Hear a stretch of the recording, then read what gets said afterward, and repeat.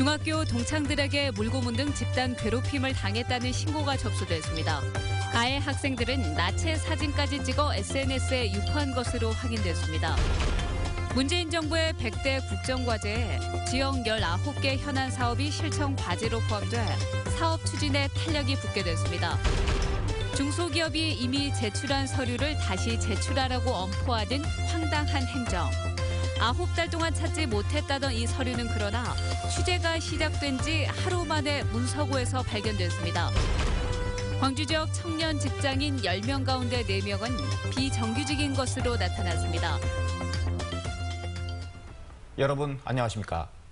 앞서 서울에서도 나갔지만 학교에서 벌어지는 집단 괴롭힘, 이렇게 가학적일 수 있을까요?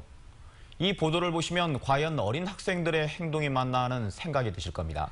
상상을 뛰어넘는 괴롭힘이 수개월간 계속되면서 피해 학생은 현재 자살 징후까지 보이고 있습니다. 송정근 기자입니다. 발가벗긴 몸에 차가운 물을 뿌리고 가로등에 묶어 저항하지 못하게 한 뒤 바지를 벗기고 중요 부위를 때립니다. 머리카락은 라이터로 태우거나 가위로 마구 잘라냈습니다.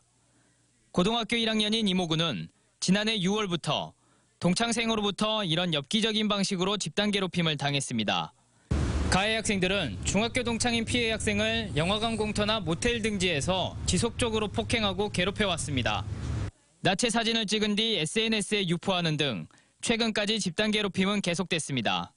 보다 못한 가해 학생의 부모가 피해 학생 부모에게 피해를 날리며 범행은 드러났습니다. 너무 미안해요. 그거를 이제서야 내가 얼른 아이를 구해줬어야 되는데 저를 오히려 위로해요. 가해 학생들은 장난삼아 한 일이라고 밝혔지만 이고는 자살 징후를 보여 정신과 치료를 받고 지적장애 증상마저 보이는 상황입니다. 정신과 치료뿐만 아니라 인지 자체가 이제 수동이 되어 있는 상태잖아요. 그래서 그거에 대한 치료가 필요하죠.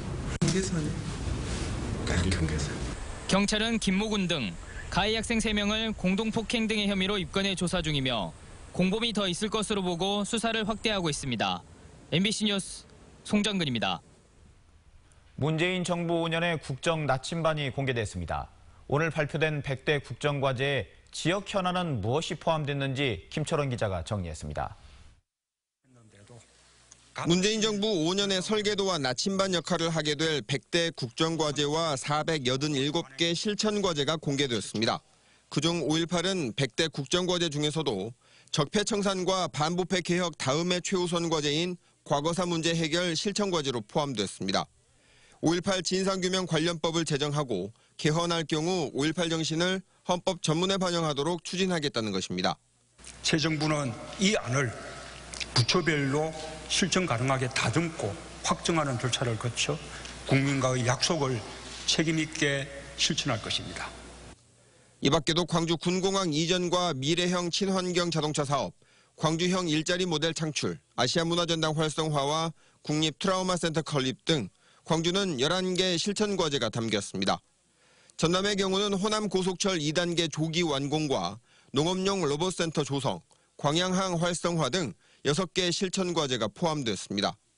부산, 북항, 광양항, 인천항 같은 오래된 기존 항만들의 재개발을 통해서 항만 경쟁력도 크게 키워나가겠습니다. 광주 전남 공통과제로는 한전공대 설립을 비롯한 에너지밸리 조성과 국립심혈관 센터 등 2개가 포함돼 결과적으로 광주 전남에서는 19개 실천 과제가 포함됐습니다. 반면 광주역 개발과 광주 대구간 내륙철도 건설, 무안공항 확충과 수리조선 특화산단 조성 등의 현안은 반영되지 않았습니다. 국정기획위원회는 포함되지 않은 현안의 경우 지역 공약으로 계속 추진한다고 밝혔지만 현실적으로 100대 과제에 포함되지 않은 현안들은 추진이 쉽지 않아 보입니다. MBC 뉴스 김철원입니다. 문재인 정부의 국정운영 계획을 담은 100대 과제가 확정됨에 따라 광주시와 전라남도가 후속 대책 마련에 착수하기로 했습니다. 광주시와 전라남도는 100대 국정과제에 반영된 현안 사업들이 조기에 추진될 수 있도록 맞춤형 시책들을 발굴하고 내년 정부 예산에 반영될 수 있도록 행정력을 모으기로 했습니다. 또 100대 과제에서 빠진 대선 공약이 부처 차원에서 추진될 수 있도록 대응 논리를 개발해 나가기로 했습니다. 광주 광산구청에서 9달이나 찾아도 없다던 분실 서류들이 보도 하루 만에 절반 이상 발견됐습니다. 구청 문서고 안에 있는 서류를 제대로 뒤져보지도 않은 채 몇 년 전 서류를 다시 내라며 기업들에게 갑질 행정을 했던 겁니다. 코미디 같은 행정, 김인정 기자입니다. 광주 광산구가 29개 업체들에게 제출받은 서류가 없어졌다는 사실을 안 건 서류를 받은 지 1년 7개월 뒤인 지난해 10월. 국토교통부로부터 해당 업무를 재촉하는 공문을 이미 2차례나 받은 뒤였습니다.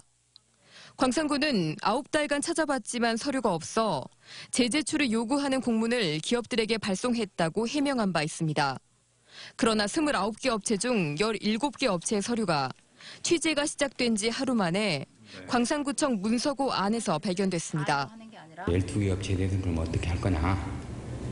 앞으로 그 재무제표라든가 기업진단 보고서 이런 것은 업체 협조를 받아가지고 그 해당 업체의 최대한 그 업체 입장에 서서 행정을 적극 처리토록 하겠습니다.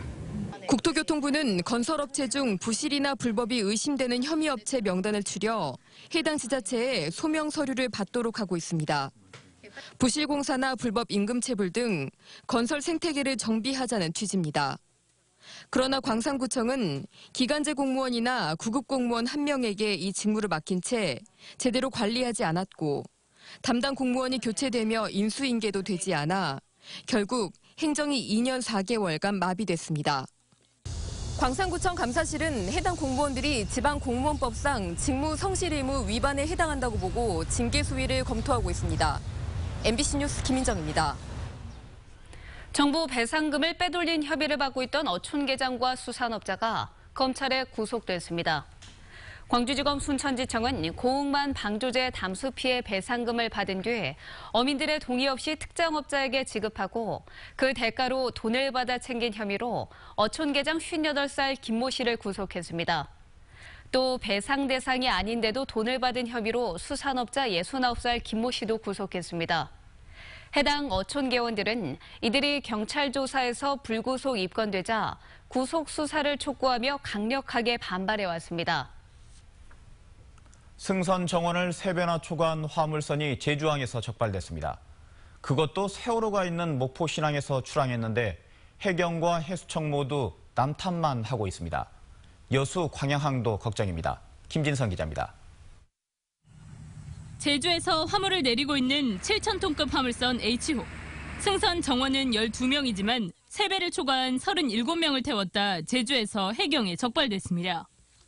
배를 출항시킨 목포신항에서는 왜 몰랐을까? 일반인 출입이 통제되는 보안구역이지만 야간에 화물기사들은 신분만 확인되면 누구나 들어갈 수 있는 상황. 항만 운영업체는 입출입 명단을 작성하지만 화물선에 실제 몇 명이 타는지 확인해야 할 감독 책임이 없다고 주장합니다. 선장만 이루어지는 부분이거든. 항만에서는 그거를 컨트롤할 수 있는 상황은 아닌 거죠. 해경과 해양수산청 역시 해운법에 적용을 받는 화물선은 해수부의 관리 대상이다. 승선 등 위반 사항은 해경의 관할이라며 관리 책임을 서로 떠넘기고 있습니다.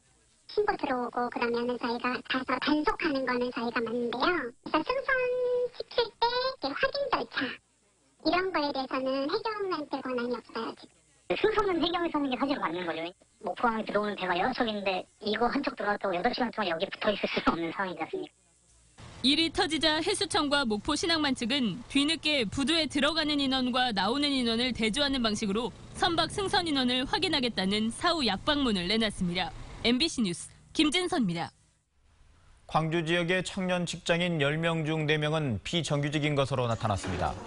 광주시가 한국노동사회연구소를 통해 광주 청년들의 계층 실태를 조사한 결과 취업자 중 47.6%가 정규직인 반면 비정규직이 39.4%로 나타났고 나머지는 자영업자와 고용주로 조사됐습니다. 또 일에 대한 만족도가 정규직은 5점 만점에 3.7점, 비정규직은 3.3점으로 나타났습니다.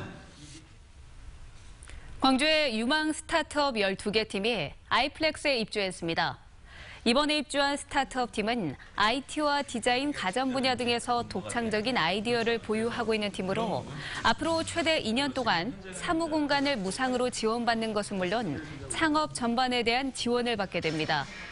광주시는 이들이 성공적인 창업을 통해 중견기업으로 성장할 수 있도록 다각적으로 지원하겠다고 밝혔습니다. 광주 칠석동에 있는 수령 800년 된 당산나무에 대해 외과 수술이 추진됩니다. 광주 남구는 예산 1,800만 원을 투입해 당산나무에 생긴 상처의 약제 처리를 하기로 했습니다.